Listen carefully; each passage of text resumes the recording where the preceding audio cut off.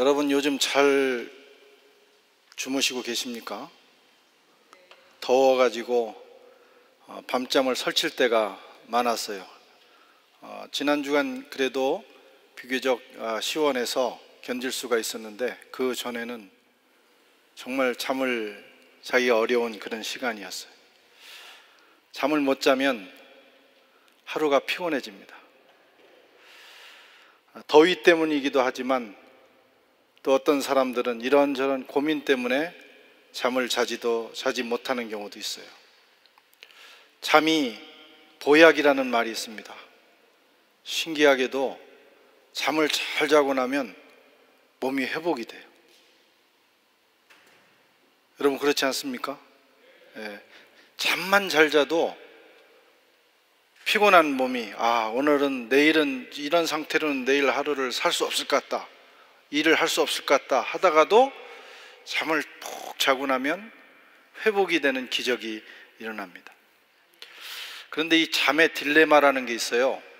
잠의 딜레마. 젊을 때 얼마나 잠이 많습니까? 10대, 20대, 30대. 이 젊을 때는 잠이 너무너무 잘 오는데 잘 시간이 없어요. 공부해야죠. 직장 생활 해야죠. 너무 바빠서 잘 시간이 없습니다. 그런데 나이가 들면 시간은 많은데 잠이 안 와. 그래서 사람은 이래나 저러나 잠을 잘 자지 못합니다. 잠이 이렇게 중요한데도 불구하고 실컷 잠을 자는 경우가 많이 없습니다.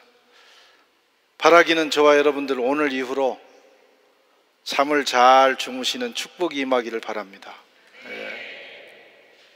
저는 꿀잠을 자는 편이에요. 지금도 누워서 자야 되겠다 하면 되게 일어나 보면 아침이에요. 거의 그렇게 잡니다. 무슨 일이 일어난지도 몰라요.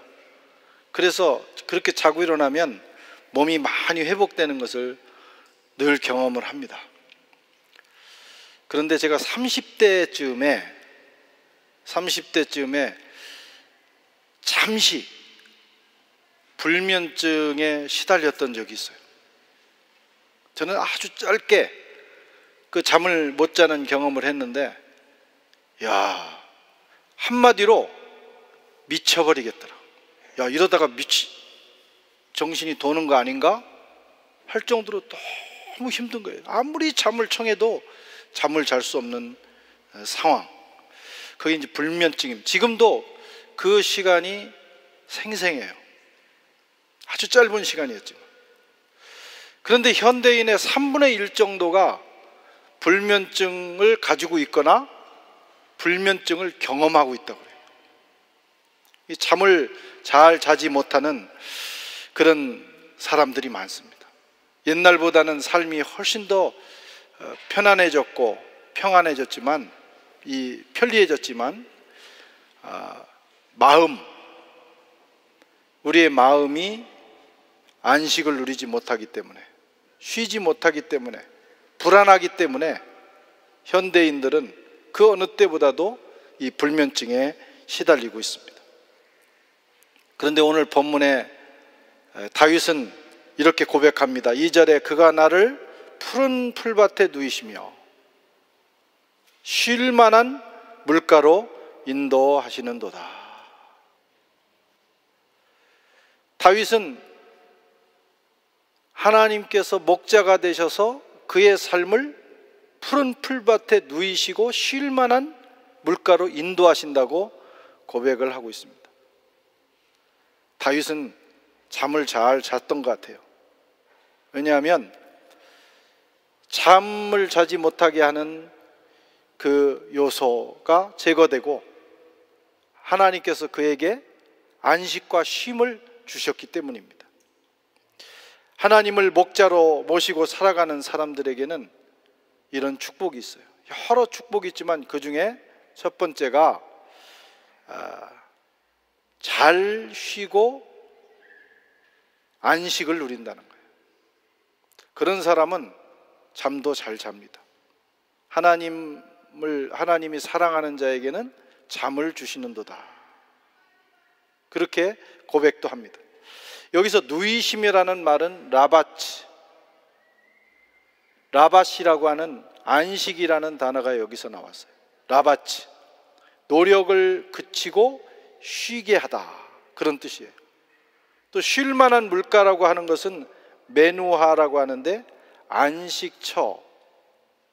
안식처를 의미합니다.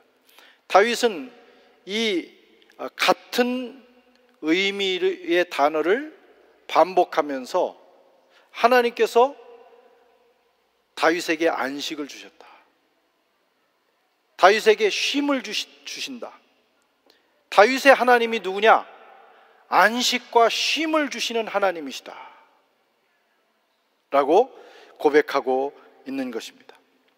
선한 목자이신 다윗의 하나님은 그들의 양을 푸른 초장과 물가로 인도하셔서 거기서 눕기도 하고 자기도 하고 또 쉬기도 하는 그런 은혜를 제공하시는 하나님이십니다. 여러분, 쉼과 안식이라고 하는 것은 굉장히 중요한 성경의 주제입니다. 하나님께서 천지를 창조하신 후에 마지막 날 안식하셨어요. 쉬셨다, 이런 말씀입니다. 뿐만 아니라 이스라엘 백성들에게는 안식일, 이 쉼의 날을 법으로 정하셨습니다. 철저하게 지키도록 했어요. 그만큼 쉼이 중요하다는 거예요. 하나님이 그 백성을 괴롭히기 위해서 그러신 게 아니고 법으로 정해서 지켜야 될 만큼 이 안식, 쉼이 그 백성들에게, 피조물들에게 중요하다고 하는 의미입니다. 예수님께서도 이 세상에 오신 목적 중에 하나가 쉼을 주시기 위해서 오셨다 그랬어요. 마태복음 11장 28절에 수고하고 무거운 짐진 자들아 다 내게로 오라, 내가 너희를 쉬게 하리라. 우리가 예수 믿고 하나님을 섬긴다고 하는 것, 신앙생활을 한다고 하는 것은 하나님으로부터 오는 그 쉼과 안식을 누리는 삶이 되는 겁니다. 그런 은혜가 저와 여러분에게 있기를 축원합니다. 우리의 최종 목표도 영원한 안식에 들어가는 거예요. 히브리서 4장 9절 10절 같이 읽어보겠습니다. 그런즉 안식일 때가 하나님의 백성에게 남아있도다. 이미 그의 안식에 들어간 자는 하나님이 자기 일을 쉬심과 같이 자기 일. 히브리서에 의하면 안식, 쉼이 뭐냐? 그것이 곧 구원이다. 히브리서의 구원론은 안식입니다. 하나님께서 그의 백성들을 출애굽시킨 이유가 뭐냐? 영원한 안식의 세계로 들어가도록 하기 위해서 그러셨다는 겁니다. 저와 여러분도 언젠가는 안식의 세계로 들어갑니다. 이 세상에 무거운 짐을 다 내려놓고 주님께서 준비하신 영원한 안식의 세계에 들어가서 우리가 주님의 위로를 받으며 주님과 더불어 사는 그런 날이 올 것입니다. 우리의 구원의 최종 목표는 그 영원한 안식에 들어가는 거예요. 그것이 히브리서가 우리에게 가르쳐주는 구원입니다. 우리는 그날을 향해서 달려갑니다. 지금 당장 이 땅의 삶이 힘들고 어렵고 피곤하고 괴로울지라도 우리 앞에는 영원한 안식이 남아있으니, 그것이 기다리고 있으니 우리가 잠시 그 어려움을 참을 수 있는 거예요. 그러나 마지막 날에만 안식을 누리는 건 아닙니다. 이 땅에 살아가는 날에도 하나님께서, 우리의 선한 목자 되신 하나님께서 우리에게 이 땅에서도 안식을 누릴 수 있도록 하십니다. 하나님은 어떤 분이시냐? 우리에게 쉼을 주시는 분이셔요. 영원한 안식도 주시지만 지금 이 순간에 이 험한 세상을 살아가는 동안에도 우리에게 안식이라고 하는 그 구원을 맛보게 하시는 하나님이십니다. 지금 다윗이 그것을 누리고 있는 거예요. 사실 다윗의 삶은 안식, 쉼이라고 하는 것과는 별개의 삶이었어요. 그는 어려서부터 목동으로서 일을 했어요. 얼마나 들에서 양을 치는 일이 얼마나 힘들겠어요. 어디서 뭐 따뜻한 방에서 누워서 잘 수 있겠습니까? 텐트에서 양을 돌보면 살았어요. 또 양치는 목동이 일국의 왕이 돼서 새로운 왕조를 만든다는 일이 얼마나 힘들고 어렵겠어요. 수많은 죽음의 위기를 극복하면서 죽음의 그 위기를 넘어가면서 그는 왕의 자리에 올라갔습니다. 창과 칼이 그의 목과 심장을 겨누는 전쟁터를 수없이 누벼야 했습니다. 정적들의 모함과 공격이 있었고, 배신이 있었고, 사랑하는 아들로부터의 배신도 있었다고 그랬어요. 그리고 왕이 감당해야 될 경무, 너무나 무거운 일들이는 그냥 왕이 먹고 노는 게 아닙니다. 일국을 다스리고 그 정치를 하려면 정말 피곤하고 힘든 일들이 많은 거예요. 모든 국정을 돌봐야 되는 거예요. 오늘날처럼 이렇게 세분화되지 않은, 업무가 세분화되지 않은 시대, 그 왕이 좋을 것 같지만 왕이 모든 걸 책임지고 모든 걸 결제해야 되는 그런 게 왕입니다. 다윗이 그런 삶을 살았어요. 불어닥치는 인생의 거친 폭풍우 속에서 그는 정말 힘들고 어려운 시간들을 보내야만 됐습니다. 그러나 그는 이렇게 고백합니다. 하나님께서 나에게 안식을 주셨다. 그가 나를 푸른 풀밭에 누이시고 쉴 만한 물가로 인도하셨다.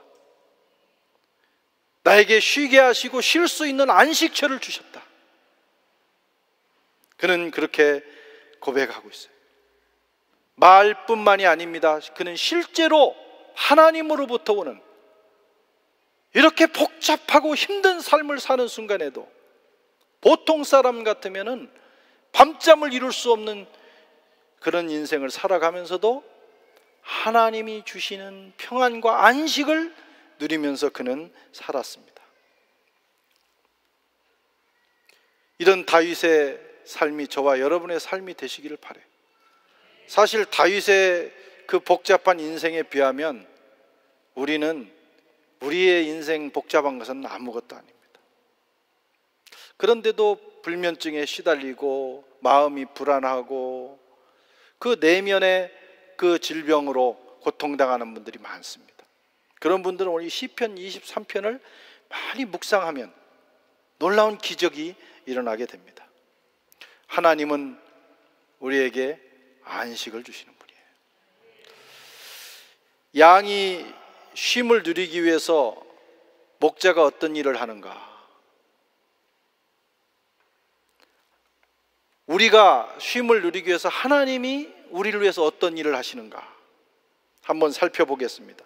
목동 출신이었던 켈러라고 하는 사람이 시편 23편 묵상이라는 소책자를 냈어요. 거기에 보면 여러 가지 내용들이 나오는데 제가 몇 가지만 여러분에게 소개하겠습니다. 양들이 쉼을 누리지 못하는 이유가 있대요. 그래서 목자는 요 요소들을 제거해 줘야 되는 거예요. 그러면 양이 잠을 잘 잡니다. 안식을 누린다 이런 말씀.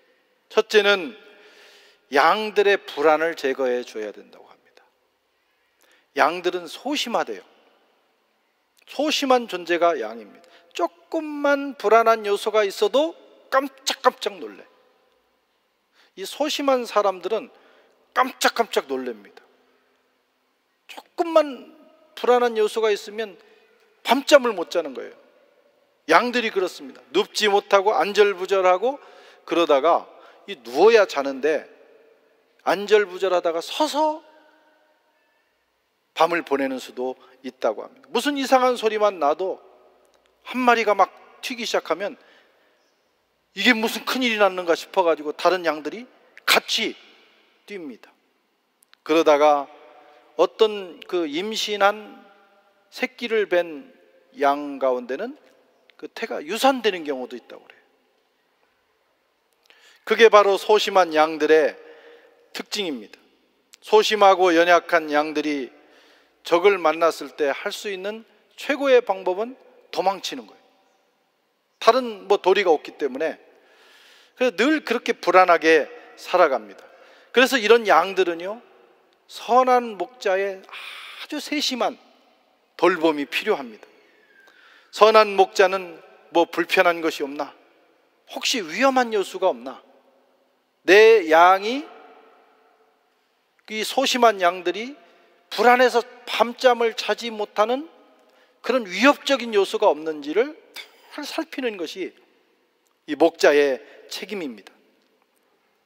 저와 여러분들도 사실 양과 같은 존재들이에요. 사람이 되게 그렇습니다. 겉으로는 굉장히 용감한 채 하고 겉으로는 자신 있게 행동하지만 되게 용감한 채 하고 자기 안에 있는 그 자신감을 지나치게 드러내는 사람들을 가만히 들여다보면 소심한 사람들이 많아요. 그 자기의 그 두려움을 감추려고 자꾸 더 그럽니다. 사람은 다 그런 존재예요. 그걸 드러내지 않든지 드러내든지 우리 마음속에는 그 불안과 두려움의 요소가 마음속에 늘 존재합니다. 그래서 늘 이 불면증에 시달릴 수밖에 없는 그런 존재예요. 심리학자 나폴레옹 힐이라고 하는 사람은 인간이 가지는 불안 7가지가 있다고 말했어요. 이 보편적으로 대부분의 사람들은 7가지 불안을 가지고 살아가요. 첫째는 경제적 불안. 야, 이러다 가난해지면 어떡하나. 야, 노후에 우리가 쪽박 차면 어떡하나. 돈이 없으면 어떡하나. 이 경제적 불안, 이게 모든 사람들에게 있다는 거예요. 실패에 대한 불안, 이렇게 하다가 내가 가진 명예를 잃으면 어떡하나. 건강에 대한 불안, 조금만 어디 아파도 이거 혹시 암이 아닌가. 여러분 그렇죠? 어디 좀 이게 확실히 진단이 나오기 전까지는 늘 그런 불안에 시달립니다. 사랑 상실에 대한 불안, 내 사랑이 깨지면 어떡하나. 내가 사랑받지 못하면 어떡하나. 노화에 대한 불안. 야, 이 젊음을 평생 유지하고 싶은데 이게 늙어버리면 어떡하나. 그래서 안티아주도 바르고 주름을 어쨌든 하나라도 덜 지게 하려고 세면하는 방법도 연구하고. 저도 주름이 많아요. 근데 저는 어렸을 때부터 있던 주름입니다, 이게. 예. 거울을 보면서, 이 나이가 들어가면 거울을 보면서 자신도 모르는 사이에 그런 저항이 있어요. 조금이라도. 그래서 유튜브를 보면서 빨리 늙지 않는 7가지 비밀 이래가지고 이런 거에 관심이 가는 거예요, 자꾸. 그렇다고 막아지는 건 아니거든요. 약간 늦출 수는 있을지 모르지만, 그래서 위로 땡기고 아래 땡기고 하다가 어떤 사람은 배꼽이 가슴까지 올라가는 거예요. 그게 그 노화에 대한 불안이거든요. 자기가 누리고 있는 자유를 잃게 될지도 모른다는 불안. 최고의 불안은 죽음에 대한 불안이에요. 사람은 이런 불안 속에서 살아갑니다. 거기다가 현대인들이 가지는 또 하나의 불안, 이걸 8번째로 저는 추가하고 싶어요. 그게 뭐냐면 예기 불안이라는 거예요. 예기 불안. 현대인은 불안해하지 않을 것까지도 땡겨서 미래에 대한 불안이에요. 아직 일어나지도 않은 일을 미리 생각하고 예측하면서. 예측은 딱 2가지. 미래는 아무도 모르니까 좋은 일이 일어날 수도 있고 나쁜 일이 일어날 수도 있어요. 50% 50%. 그러면 좋은 일이 일어날 걸 생각하고 오늘을 즐겁게 살아야 되거든요. 내일은 좋을 거야. 그러면서 그게 뭐 나쁜 일이 나든 어려운 일이 나든 좋은 일이 나든 관계없어요. 좋은 걸 생각하면서 오늘 하루를 잘 살면 되는 거거든요.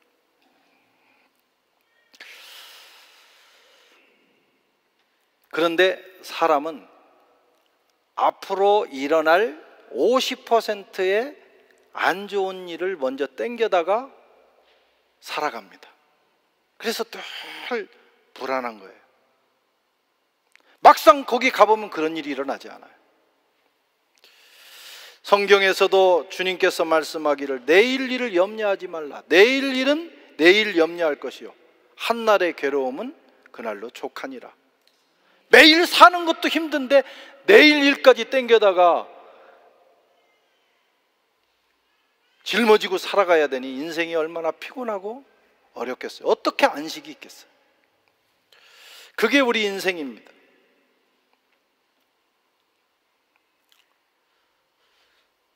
예기 불안에서 벗어나시기를 바랍니다.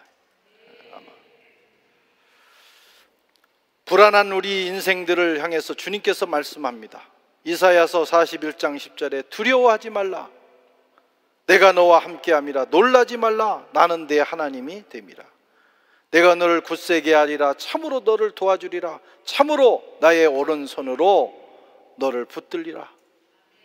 나라가 망해서 그 나라의 앞날이, 그 백성들의 앞날이 캄캄한 순간에도 주님이 함께 계시면 두려움이 사라진다는 거예요. 이 두려움을 제거해 주는 것이 그래서 목자의 역할이고, 하나님께서는 우리에게 그런 역할을 하십니다. 하나님을 잘 믿고 주님을 의지하면 우리 마음속에 있는 그 불안한 요소가 점점 사라져요. 두 번째로는 양들 사이에 벌어지는 알력과 마찰을 제거해 줘야 된다. 그래야 잠을 잔다는 거예요. 쉰다는 거예요. 사실 양들이요 별짓을 다 합니다. 사람하고 똑같아요. 그래서 외부 적들에 대해서는 아주 약해가지고 소심한 이 양들이 또 지들끼리는 키재기를 하는 거예요. 마찰하고 알력 싸움을 합니다. 대개 또 사람도 그렇잖아요. 실제로 외부에 대해서는 강하지 못한 사람들이 또 자기 안에서는 많이 싸웁니다. 마찰과 알력이 있는 이유는 경쟁의식, 텃세, 자리다툼 때문이라고 그래요. 그래서 이것이 평정되지 않으면 계속 갈등하기 때문에 잠을 못 자는 거예요. 마음이 불편한 거예요. 관계의 문제입니다. 모든 동물 세계마다 위계 질서를 유지하는 방법이 있어요. 닭은 부리로 쪼아가지고 위계 질서를 유지합니다. 이 닭이 별거 아닌 것 같은데 이 수탉이 벼슬을 쫙 올리고 부리를 가지고 달려들면 굉장히 무섭습니다. 저 어렸을 때 많이 도망 다녔어요. 우리 집에 그 닭을 많이 켰는데 닭이 열받으면 막 한데 가끔 꽁처럼 날아와요. 무섭습니다. 그렇게 위계 질서를 잡아요. 소들은 뿔로 들이받습니다. 뿔로. 사자는 소리로 포효하죠. 와, 그 동물의 왕국이나 호알리용 같은 영화를 보면, 만화 영화를 보면 마지막에 그 사자가 어떻게 합니까? 쫙 올라가지고 와 한번 하면 모든 그 짐승들이 그 앞에 무릎을 쫙 꿇고 폐하 이렇게 한다. 그 소리로 제압을 해버려요. 근데 양들도 위계 질서를 잡는 방법이 있는데 그게 뭐냐면 밀어내기입니다. 밀어내기. 뭐 스모 선수 같은 거죠. 밀어내는 거예요. 그래서 거기서 밀린 양들은 왕따를 당하고 불행을 경험한다고 합니다. 양들 사이에 굉장한 알력과 마찰이 있는 거예요. 그게 해결되지 않으면 이 갈등, 관계의 문제가 해결되지 않으면 양들도 잠을 못 자. 쉬지를 못하는 거예요. 사람도 마찬가지입니다. 관계가 틀어지고 사람 사이에 갈등이 있으면 안식이 없어요. 왜 그런 일이 생기느냐? 경쟁의식, 텃세, 자리다툼 때문이라는 거예요. 우리가 이 세 가지만 없어지면 관계에 문제가 별로 안 생겨요. 양들이나 사람이나 경쟁의식, 텃세, 자리다툼, 이것 때문에 갈등이 오는 거예요. 특별히 그 중에서 경쟁의식. 경쟁의식이 강한 사람이 공동체에 있으면 굉장히 피곤해져요. 물론 누구나 다 경쟁의식이 있지만 좀 과도한 경우가 있다, 이런 말씀. 부모 자식 간에도 경쟁하는 사람이 있습니다. 자기가 낳은 딸하고 막 경쟁해서 막 이기려고 그러고, 형제 간에도 경쟁합니다. 첫 번째 살인 사건이 형제 간의 경쟁이었어요. 교회에도 이런 사람이 있으면 알력과 갈등이 일어나요. 선한 경쟁은 좋지만 그것도 너무 지나치면 좋지 않습니다. 뭐든지 과유불급이에요. 도를 넘으면 안 돼요. 하여튼 이 경쟁의식이 강한 경우, 그게 텃세로도 이어지고 자리다툼으로도 이어지는 거예요. 그렇게 해서 서로 간에 갈등이 일어납니다. 아주 골치 아픈 일이죠. 나는 태어나기를 좀 처음부터 경쟁의식이 좀 강하다 그러면 그건 내가 공식적으로 경쟁하는 자리에 가서 잘하면 되고, 가정이나 교회라고 하는 이 공동체에 들어와서는 그걸 죽여야 돼요. 그래야 가정과 교회라고 하는 공동체가 안식처가 되는 거예요. 우리가 교회 오는 이유가 뭡니까? 경쟁하려고 오는 거 아니잖아요. 우리가 하루 일을 마치고 집에 들어가는 이유가 집에 가서 경쟁하고 싸우려고 하는 게 아니잖아요. 거기 가서는 모든 걸 내려놓고 쉬고 싶은 거예요. 여러분, 교회 올 때는 쉬고 싶지 않아요? 여기 와서 영적으로 우리가 안식을 누리고 하나님을 예배하고 하늘로부터 오는 즐거움을 가지고 돌아가기를 원하잖아요.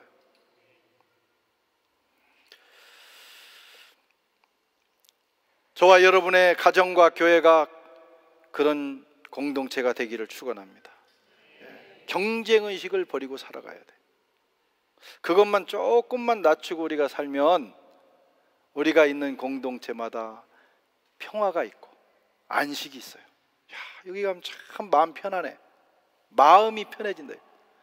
여기 가면 괜히, 이 사람 만나면 괜히 마음이 불편해. 그러면 문제가 있는 거예요. 여러분, 스포츠 얼마나 재밌어요. 축구도 재밌고, 테니스도 재밌고, 탁구도 재밌고, 골프도 재밌고. 근데 이 경쟁의식이 있는 사람은 자기도 피곤하고 남도 피곤해. 물론 선수로 나가서 타이틀을 놓고 할 때는 경쟁의식을 가지고 잘해야 됩니다. 그것 때문에 간 거니까. 그러나 우리가 친목으로 일할 때는, 너무 이기려고 할 필요가 없어요. 근데 친목도 막 이기려고 눈에 불을 켜는 사람도 있습니다. 그러면 자기도 피곤하고 남도 피곤한 거예요. 반드시 내가 이겨야 된다.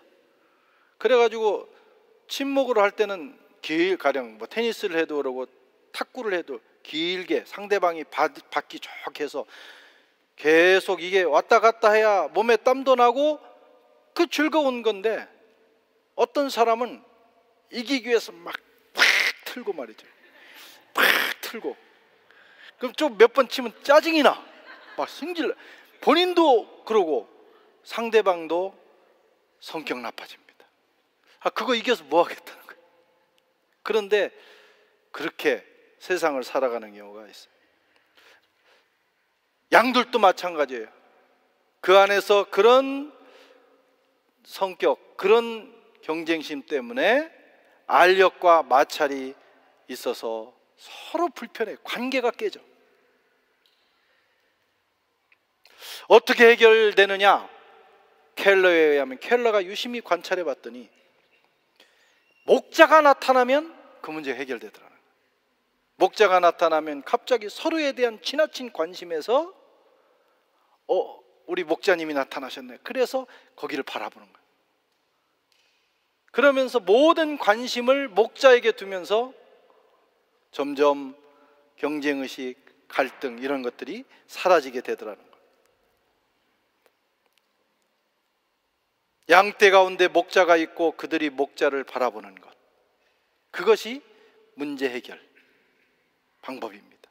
에스겔서 34장 15절에는 내가 친히 내 양의 목자가 되어 그것들을 누워있게 할지라 주 여호와의 말씀이니라.